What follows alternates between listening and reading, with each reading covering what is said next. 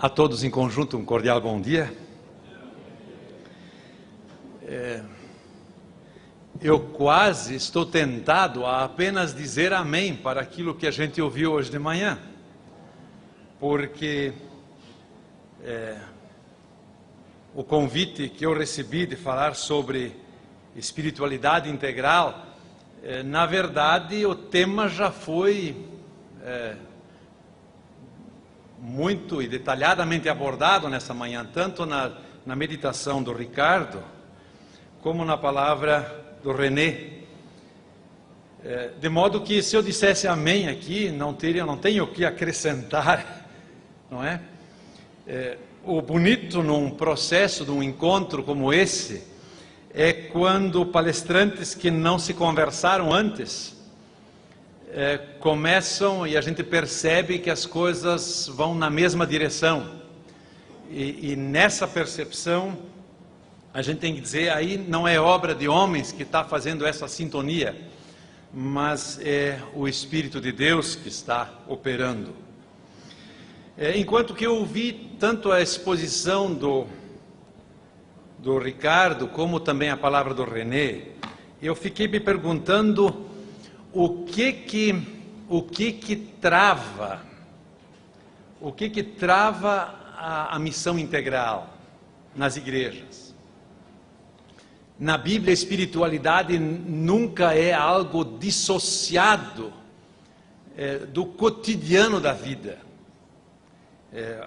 No horizonte, tanto do Antigo como do Novo Testamento, não se faz uma desconexão entre a realidade da vida espiritual e a realidade que nos cerca. E já foi bem enfatizado nesta manhã que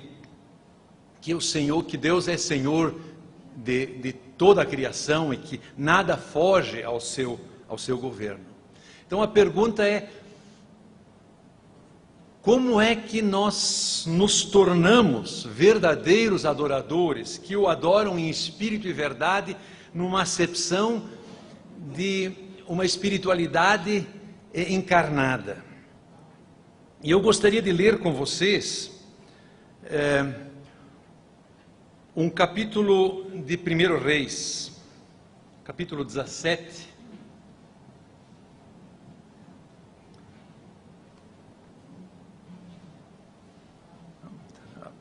1 Reis, capítulo 17, eu leio o capítulo inteiro.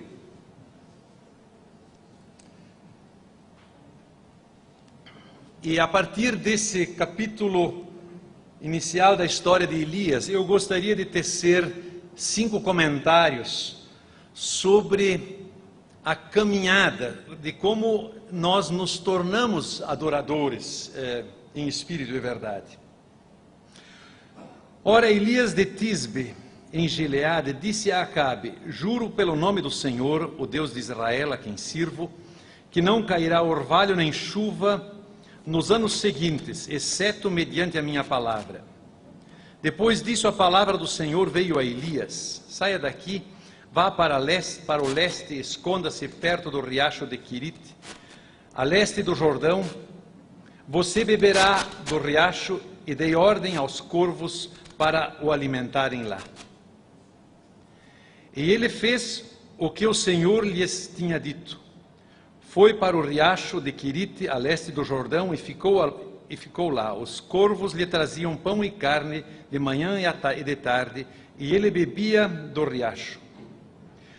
Algum tempo depois, o riacho secou-se por falta de chuva. Então a palavra do Senhor veio a Elias: vá imediatamente para a cidade de Sarepta de Sidom e fique por lá.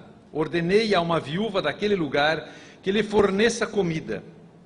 E ele foi. Quando chegou à porta da cidade, encontrou uma viúva que estava colhendo gravetos.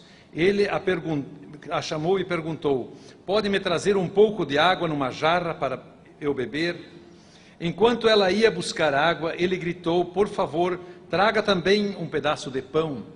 Mas ela respondeu: juro pelo nome do Senhor teu Deus, que não tenho nenhum pedaço de pão, só um punhado de farinha num jarro e um pouco de azeite numa botija. Estou colhendo uns 2 gravetos para levar para casa e preparar uma refeição para mim e para o meu filho, para que a comamos e depois morramos. Elias, porém, lhe disse: não tenha medo, vá para casa e faça o que disse. Mas primeiro faça um pequeno bolo com o que você tem e traga para mim, e depois faça algo para você e para o seu filho. Pois assim diz o Senhor, o Deus de Israel: a farinha na vasilha não se acabará, e o azeite na botija não se secará, até o dia em que o Senhor fizer chover sobre a terra. Ela foi e fez conforme Elias lhe dissera, e aconteceu que a comida durou por muito tempo para Elias, para a mulher e sua família. Pois a farinha na vasilha não se acabou, e o azeite na botija não se secou, conforme a palavra que o Senhor havia proferido por Elias. Algum tempo depois, o filho da mulher, dona da casa, ficou doente e piorando, e finalmente parou de respirar. E a mulher reclamou a Elias: que foi que eu te fiz, ó homem de Deus? Vieste lembrar-me do meu pecado e matar o meu filho? Dê-me o seu filho, respondeu Elias.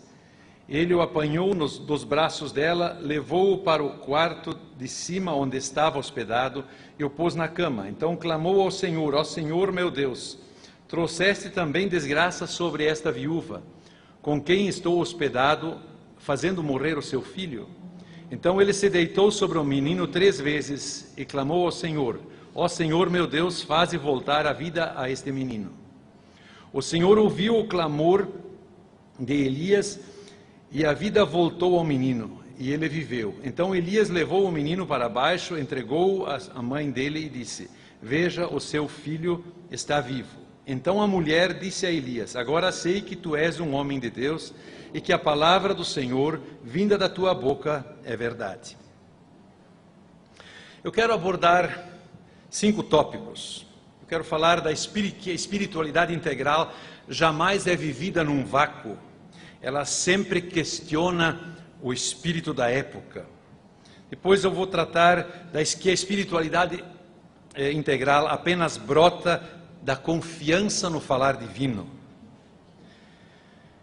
Que o servo não é dispensado de aprender a confiar, e que esse aprendizado da confiança sempre é missionário. E por último, que o aprendizado de confiança excede as expectativas do sustento diário. Eu vou começar com o primeiro tópico. A espiritualidade não é vivida num vácuo. Ela sempre, de alguma forma, nos chama e convoca a contrariar o espírito da época. No tempo de Elias, florescia a ideologia cananeia, que a gente poderia resumir na frase: plante que Baal garante. É claro que nós, bichos urbanos, não entendemos mais o impacto dessa promessa, desse espírito da época. Mas se você se imaginar o povo de Israel vindo de 40 anos no deserto, e antes disso alguns séculos no Egito irrigado, chegam na Palestina, onde chove alguns meses por ano, e quem entendia de lavoura eram os cananeus. E eles olhavam eles plantando, e o pessoal dizia: não, você, sem sacrifício a Baal, você não colhe, porque ele é o Deus da chuva. Então, se você uma vez se coloca nessa situação, você pode entender o impacto que a ideologia ou o espírito da cultura cananeia exercia sobre o povo de Israel. Mas talvez isso também ainda fique muito longe de nós. Mas perguntemos a nós qual é o espírito da nossa época. É o espírito do lucro que possibilita o consumo. Se você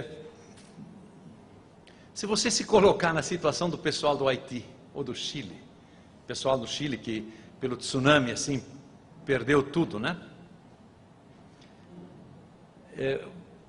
se você tivesse que dispensar todas as coisas que o rodeiam de uma hora para outra, quem sabe então você começa a pensar o quanto nós estamos imersos nessa cultura de consumo.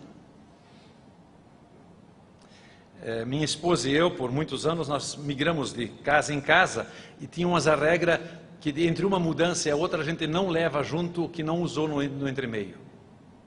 E sempre sobrou muita coisa. Mas há 12 anos estamos morando numa casa própria, e que foi construída para ter lugar para 5 filhos e mais um sobrinho que nós queríamos. A turma saiu de casa e nós estamos numa casa grande, e no meio de uma reforma a gente descobre, meu Deus do céu, quanto entulho. Mas por que a gente tem esse entulho? Porque de alguma forma nós já achamos que precisávamos disso e daquilo. Claro que eu percebo a dependência do consumo do meu filho caçula, que tem que ter sempre o celular da última moda. Eu percebo nele, mas o quanto eu estou imerso, eu não percebo em mim. Porque tudo com que eu me cerco, eu acho que eu preciso. Mas será que eu preciso mesmo? Quer dizer, se você compara a sua dependência, a nossa dependência do consumo, você pode entender a força de um espírito da época. E é mais ou menos nesse quadro que Elias vivia no contexto de sua época. Agora, quem veleja neste espírito da época, ele viaja bem.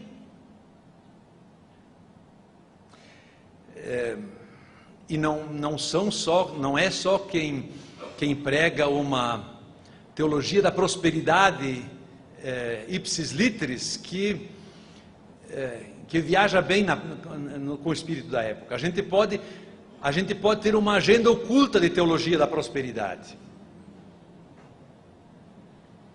Basta comparar o pinheirinho de salários dentro da igreja em que a gente trabalha, ou dentro da organização que a gente trabalha. E ela também revela uma teologia da prosperidade. A primeira afirmação que eu quero fazer é que, se a nossa espiritualidade não enfrenta o espírito da época, se nós não somos levados a questionar o espírito da época, então nós não vamos fazer missão integral. Porque a dependência do espírito da época é o freio puxado, o freio de mão puxado. Você até pode tentar andar com o carro com freio de mão puxado, mas logo você vai cheirar que não vai dar. Agora, como é que a gente sai do espírito da época?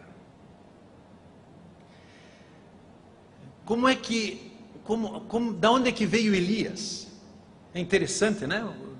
Não há nenhuma referência anterior a Elias. Só diz assim, Elias de Tisbe. Olha, era a periferia de Israel, no outro lado do Jordão. Quer dizer, Elias aparece porque Deus o chamou. Ninguém contraria o espírito da época por iniciativa própria. Você não enfrentará jamais a sua dependência no espírito da época hoje por iniciativa própria. Ela tem que vir de fora. Nós estamos tão imersos nessa realidade que nós de nós mesmos não temos capacidade de sair dela. Então, o que fez diferença para Elias é que Deus o chamou. Deus o chamou para contestar a espiritualidade cananeia, anunciando uma seca, pela qual o Criador reivindica o seu direito sobre a sua criação. É no momento em que Deus retira a chuva, que Israel tem a oportunidade de reconhecer que Ele é o doador da chuva. Mas é Deus mesmo quem capacita a Elias a fazer isso. E ele vai de Tisbe direto a Acabe e lhe anuncia a seca.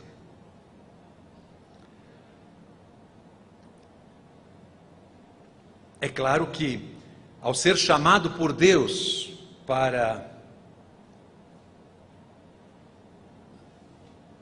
contestar o espírito da época, Elias pode se reportar ao que Deus já fez e disse no passado. Ele pode se reportar à experiência do maná no deserto, que sinalizou inequivocamente quem doa o pão. E ele pode se reportar ao primeiro mandamento, que o faz e que o capacita a questionar o espírito da sua época.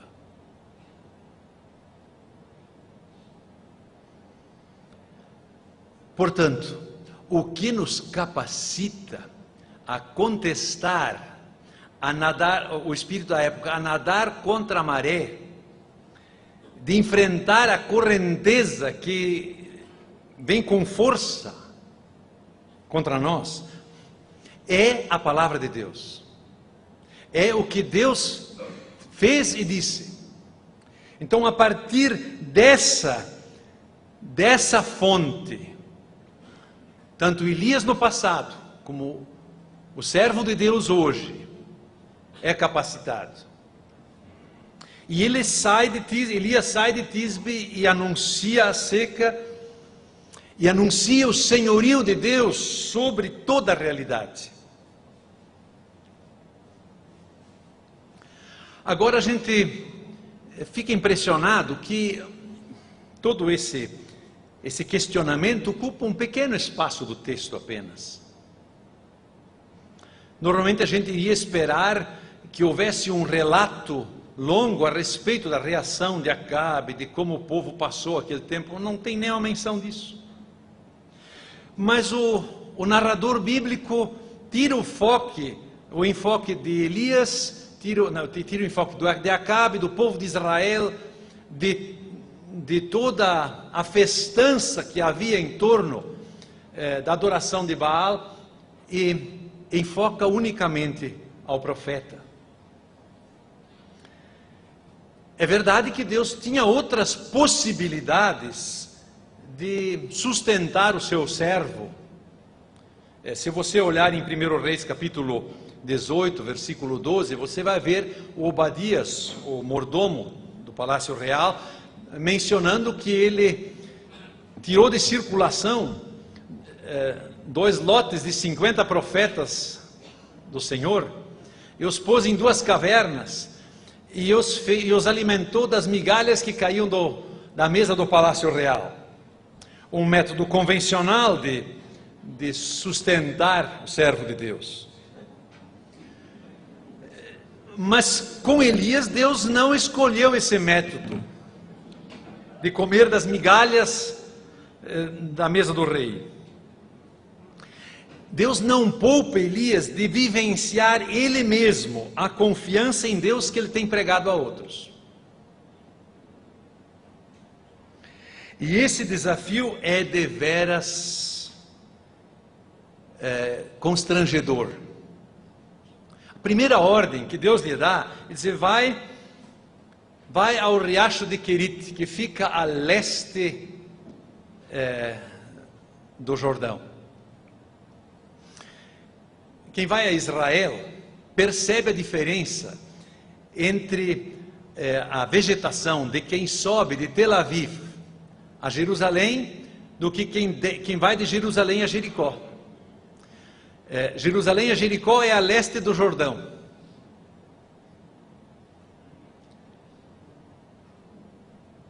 É a região seca. Então a primeira ordem que Deus diz: vai lá no riacho de Querite, que eu vou providenciar água para você. Pois ele está na fértil planície de Jezreel, onde se choveu até agora, lá está verde. Lá tem água e tem suprimento suficiente. E Deus o manda para o lugar mais seco, para um vade, onde a seca vai chegar primeiro. Ele diz, lá eu vou sustentar você, eu vou ordenar a corvos que eles te sustentem, de manhã e de noite. O Elias não era um bicho urbano que nem nós, que talvez acreditaríamos nesse milagre assim, de modo simples. Elias era caipira, lá da roça. E qualquer pessoa que se criou na roça sabe que animal, pássaro, trata filhote, mas não marmanjo barbudo. Quer dizer, é absolutamente fora de lógica, fora da ordem natural. Se tem uma coisa que nos freia numa espiritualidade a caminho de uma missão integral e de uma vivência integral do Evangelho, é a nossa dependência da razão. Porque o desafio que Deus nos faz de confiar no seu senhorio sobre todas as coisas é algo que conflita profundamente com a nossa percepção da ordem natural. Vez ou outra a gente lê, especialmente entre exegetas liberais, de que os antigos não tinham noção da relação, do encadeamento dos fatos, da lei de causa e efeito, essas coisas. Uma conversa fiada. Meus primos mais velhos não tiveram mais do que 4º ano primário, mas se criaram no mato. Conheciam muito bem a causa de lei e efeito, efeito e causa. E também, por exemplo, os discípulos de profetas lá que foram com Elias derrubar árvores junto ao Rio Jordão para ampliar o seu seminário. Quando perde o machado, o moço grita, ai meu Senhor. Por que ele gritou, ai meu Senhor? Porque ele sabia que ferro não flutua. Ele sabia da lei da gravidade. Assim como Elias sabia que pássaro não traz comida para marmanjo. Você leu quanto tempo ele levou para caminhar lá de Samaria até o riacho de Quirite, quem sabe uma caminhada de um dia e meio. Quanta coisa você pode pensar num dia e meio? Quantas dúvidas podem aflorar em nosso coração? Ele vai e experimenta o sustento milagroso de Deus. Só que o atendimento dos corvos não diminui, mas o riacho começa a secar. Segundo drama, é quando nós enfrentamos evidências cessantes. Nos primeiros dias, a jarra d'água encheu em 15 minutos, agora está levando 2 horas e meia. E de repente, leva um dia inteiro para encher.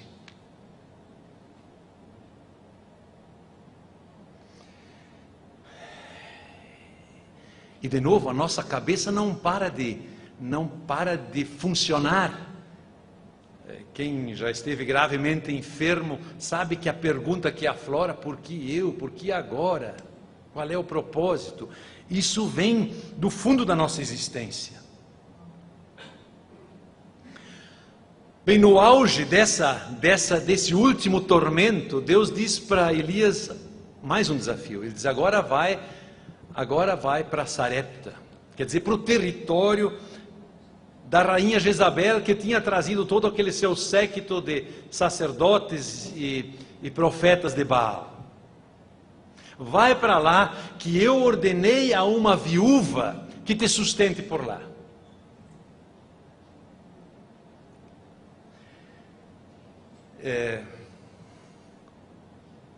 Se você olhar para o Antigo Testamento, você vai perceber que isso é um desafio tremendo. Porque, tudo bem, uma viúva em Israel tinha alguma proteção da lei, mesmo que também essa proteção era precária. Agora imagine no contexto cananeu. Era a mais pobre dos pobres, Se tinha alguém que não tivesse condições de sustentar o profeta, seria ela. E além do mais, fora do território de Israel. Será que o Deus em que nós confiamos realmente é Senhor sobre o que está além da fronteira do nosso horizonte? E Elias vai. Nessas três provas, nesses três desafios, nesses três aprendizados de confiança, nós percebemos que o chamado para a espiritualidade bíblica, essa espiritualidade em espírito e verdade, nos chama para contrariar a nossa tendência de nós nos garantirmos a nós mesmos. Quando Jesus contou a parábola do fazendeiro rico, que resolveu construir novos celeiros, o foco dessa parábola está justamente nesse fato, de que a nossa natureza sempre de novo está empenhada em garantir-nos a nós mesmos. E se tem uma coisa que Deus desafia seu servo a fazer nesse capítulo de 1 Reis, é justamente o duro aprendizado de abrirmos mão de nós mesmos e entregarmos-nos à confiança irrestrita em Deus. E que essa confiança, antes de mais nada, desafia aquele que a anuncia. Não é por acaso que esse capítulo de 1 Reis enfoca Elias como pessoa. Eu me lembro de um pastor que compartilhou no começo do ano comigo que ele sempre desafiava a igreja a se engajar no bairro em que moram. Até que um dia alguém levantou na igreja e perguntou: pastor, por que o senhor não começa? E esse pastor disse: eu sou grato por essa igreja porque ela me desafia. E o que esse membro da igreja fez com o pastor, na verdade, não foge desse parâmetro, porque é o que Deus faz conosco. A pergunta fundamental na nossa caminhada para uma espiritualidade integral está nessa luta, porque o espírito da época conecta nesse ponto. Ela conecta com a nossa tendência inata de nós querermos garantir a nós mesmos. E é por isso que digamos, as ofertas de consumo que nos cercam nos são tão atrativas. Porque de alguma forma nós nos prometemos delas, que elas nos sustentam e nos amparam. Elias passou por esse aprendizado. E nós percebemos que na medida em que ele vivencia esta confiança, se entrega a ela, ele lhe obedece. Não é por acaso que o apóstolo Paulo, na abertura da carta aos Romanos, e no final da carta aos Romanos, fala da obediência da fé. Ou da obediência que provém da fé. Não existe fé sem obediência. E não existe obediência que não brote da fé. Então, na medida em que o profeta deposita sua confiança, apesar da contestação de sua experiência e razão, que dizem é contra tudo que você já viu, ele confia apesar das evidências cessantes. É interessante que nos evangelhos, no começo da caminhada das pessoas está um milagre, no final não. A jornada de Pedro não terminou com um milagre, terminou com a cruz. O milagre realmente abre o horizonte para a grandeza de Deus. Mas é justamente a permanência na fé e a obediência de fé em meio à cruz, porque o que é a cruz? Outra coisa do que as evidências cessantes da presença de Deus. Por que Jesus na cruz gritou: meu Deus, por que me desamparaste?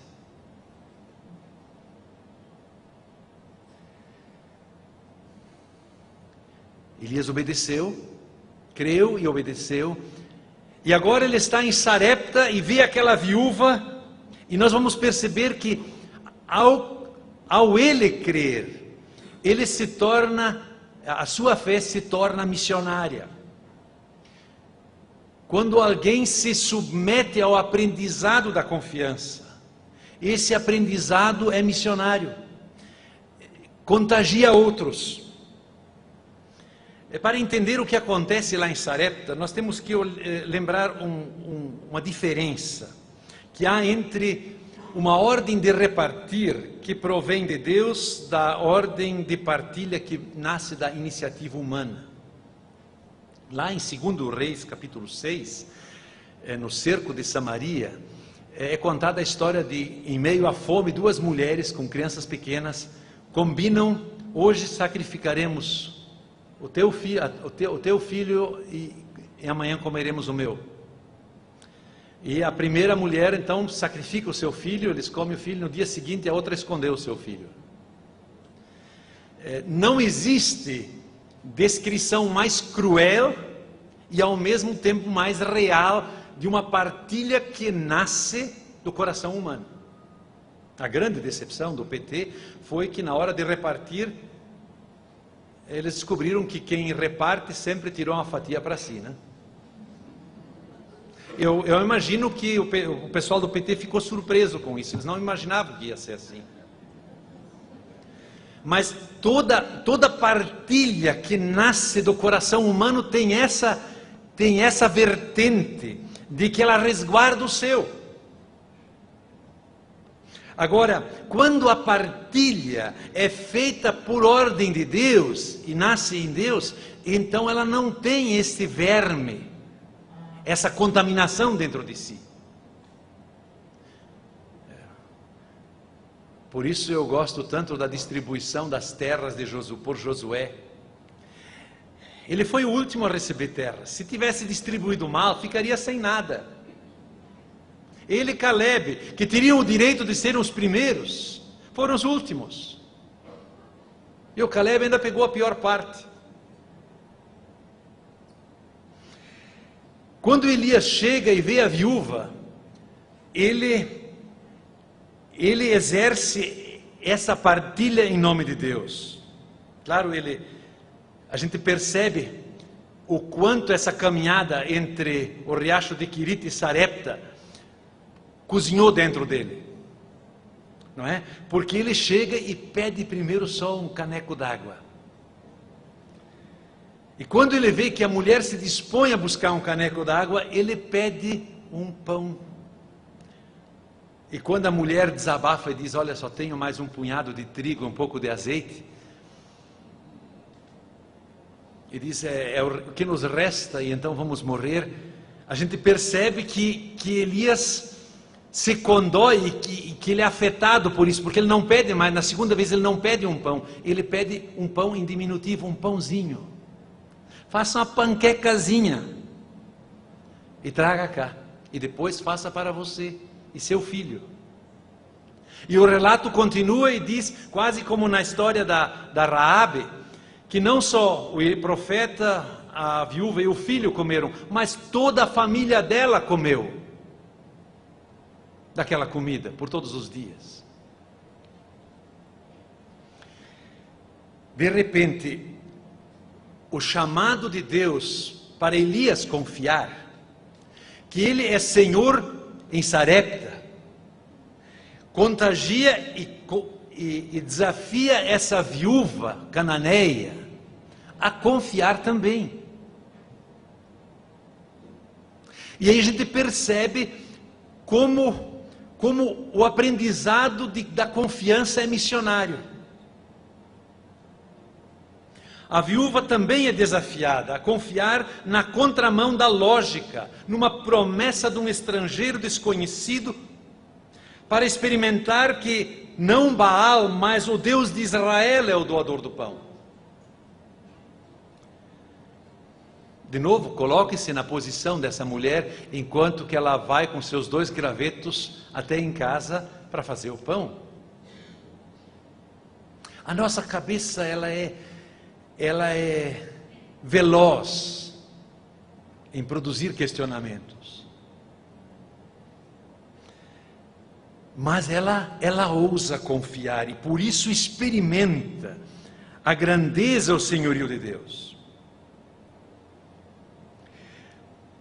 E por último, a grandeza, a confiança em Deus excede as expectativas terrenas. Por enquanto, tanto nas experiências que Elias fez, lá no riacho de Querite, e agora aqui em Sarepta, que a viúva também experimentou, fica no âmbito do nosso tempo e espaço. São manifestações do cuidado de Deus em nossa realidade cotidiana. Mas aí o menino adoece, o filho da viúva adoece e morre. Eu penso que aqui nós nos deparamos com mais um freio de mão puxado. Quando o nosso horizonte se limita a esta vida, como diz o apóstolo Paulo, ou quando nós limitamos o reino de Deus, a comida e as coisas que nós necessitamos para o dia a dia. Aliás, uma das poucas vezes que Paulo fala em reino de Deus é justamente para chamar a atenção que nós não podemos restringir o horizonte do reino de Deus, a nossa imanência.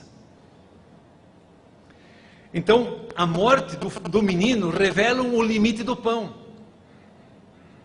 revela o limite das nossas possibilidades terrenas. E nessa crise, nesse enfrentamento do limite da nossa imanência, realmente todas as experiências anteriores com Deus se desfazem, como uma névoa. No confronto com essa crise, o desespero aflora com força. Se você olhar para as palavras desta mulher, ela mais ou menos diz: você veio aqui, me trouxe esperança e agora mata o meu filho. Isso só pode ter um significado: você quis me lembrar da minha culpa. Eu lembro de ter visitado uma vez um casal com um filho muito doente no hospital. Fazia pouco tempo que eles estavam caminhando na fé, e quando eu entrei no quarto, a mulher disse: Martin, que bom que você veio, porque tudo que nós já tínhamos abastecido da palavra de Deus, até agora já gastamos tudo, se foi tudo. As inflamações recorrentes e a febre recorrente de nosso filho já acabou com tudo. Mas não acabou só com a experiência de fé daquela viúva, acabou também com a experiência do profeta. Porque você nitidamente vê que Elias está perdido na poeira. A morte do menino revela que o profeta, como a mulher, caminham de costas para o futuro. O profeta não tem resposta para essa palavra da mulher. O que ele pode fazer é pegar o menino no colo e se recolher para o seu quarto e lutar com Deus. O René Padilha falou da laicaização dos pastores. Você já sabia que no Antigo Testamento o título de pastor nunca é usado para pessoas humanas? Só para Deus? Eu tenho a leve impressão que muitas vezes nós fazemos questão desse título porque nós nos queremos colocar no lugar desse pastor. E um dos reflexos disso é que o discipulador se considera acima do discipulado. Onde isso acontece, se cria uma dependência, quase que nem com o paciente e com o psiquiatra, que é boa para o sustento do psiquiatra e do pastor. Mas aqui nós vemos que o discipulador não tem vantagem sobre o discípulo. Ambos caminham no mesmo chão e ambos caminham de ré. Não tem noção do que o que Deus quer com isso. Elias não dá uma resposta barata para aquela mulher, diz: pois é, são os caminhos de Deus. Todas as coisas cooperam para o bem daqueles que amam a Deus. É fácil dizer isso quando a gente pensa que enxerga para o futuro. Elias não faz isso. Mas ele se recolhe e clama a Deus. Agora, aqui a gente pode ver o que a Bíblia entende por presbítero na fé. Presbítero não é um título eclesiástico, um cargo eclesiástico. Simplesmente significa mais velho na fé, mais experiente na fé. E realmente Elias, em relação àquela viúva, tem duas experiências anteriores a mais. A experiência do pão trazido por pássaros, a experiência do riacho e das evidências cessantes. E agora, com a viúva, ele tem a experiência do pão e do azeite, do trigo e do azeite que não terminam. E ele ousa fazer uma coisa, ele ousa clamar a Deus por mais do que pão.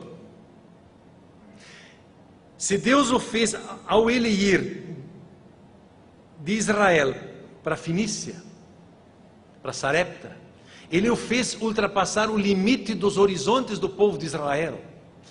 Nessa oração, Elias está indo além dos limites de nossa imanência, daquilo que nossa lógica permite.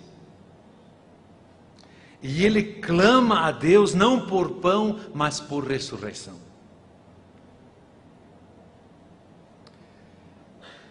E o reviver desse moço aponta para um futuro que só haveria de ser plenamente revelado em Jesus Cristo. A ressurreição de Jesus vai manifestar este poder de Deus sobre a morte, em definitivo. Mas ela já está presente aqui.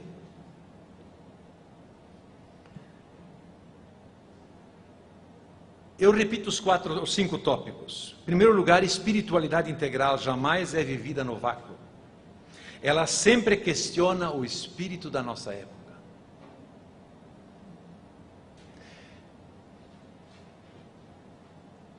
Em segundo lugar, a espiritualidade integral, ela apenas brota da confiança no falar divino. Ela não brota de nós mesmos.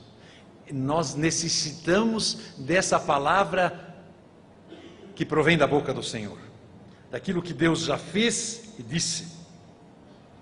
É nossa única referência. Por isso, quando o Ricardo hoje de manhã sublinhou a importância, e o René também sublinharam aí, a importância da palavra para esse processo de vivência de uma espiritualidade integral, é indispensável.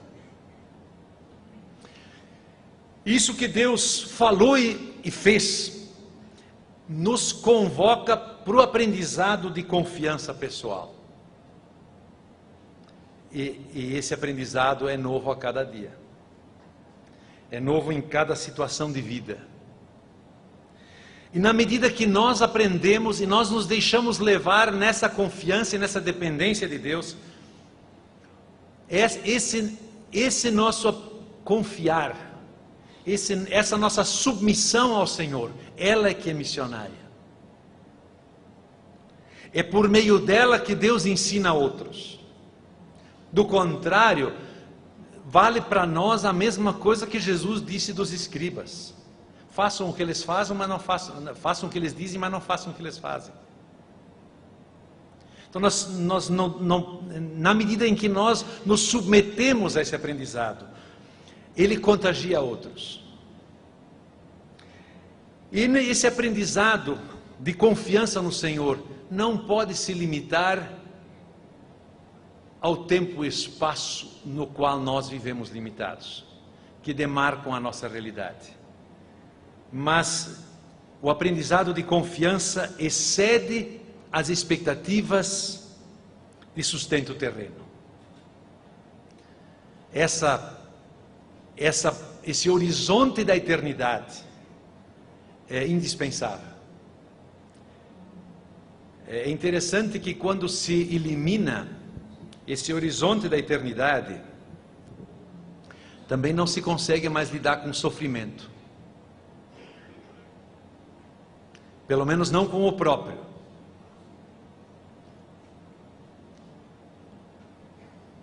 Tenho dito. Muito obrigado pela atenção.